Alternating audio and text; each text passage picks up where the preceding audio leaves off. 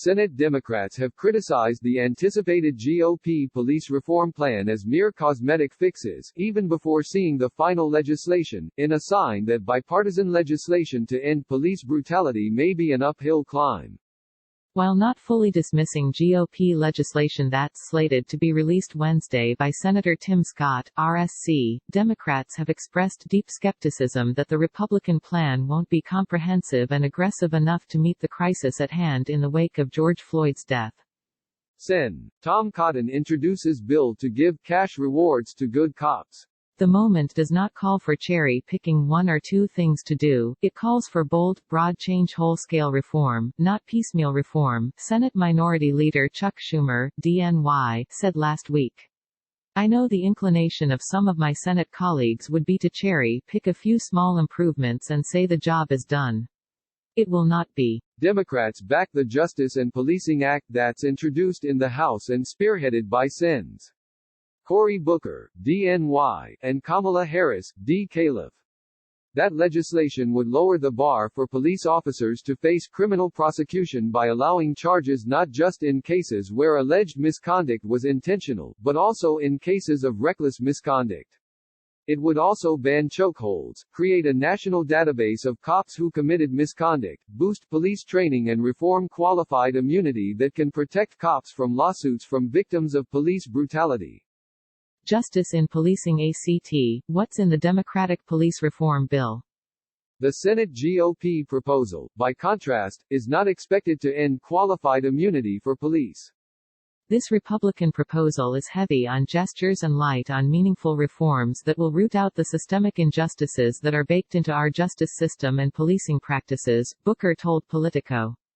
If we're serious about confronting police brutality and excessive use of force, this bill is not the solution. Harris told the Hill newspaper that the GOP plan doesn't meet the moment. It's so far from being relevant to really the crisis at hand and what we need to do to solve the problems that are obvious, Harris said. Senator Tammy Duckworth, D.L., told MSNBC last week she'll wait to see Scott's bill, but she suspects it is going to be window dressing when what we need right now is systemic change. While Republicans have grumbled that Democrats are too quick to dismiss legislation they haven't seen, Democrats say they are just responding to news reports and section-by-section outlines of the plan.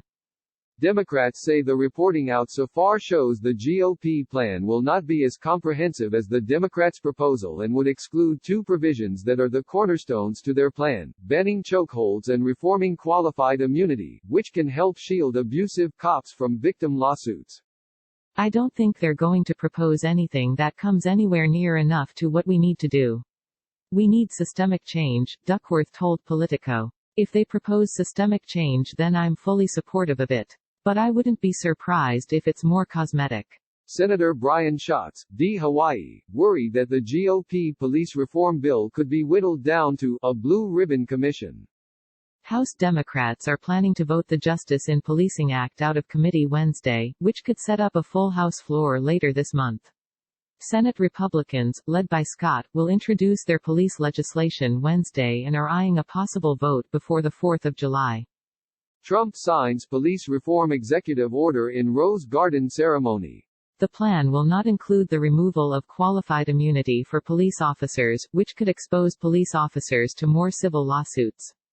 A source familiar with the plan said that was a red line given by the White House.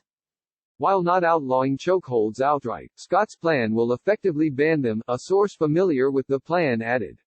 The GOP plan would provide more money to police departments for de-escalation and duty to intervene training and for body camera programs. It will also include a new initiative to ensure police departments look more like the communities they serve. Fox Business Network's Hillary Vaughn contributed to this report.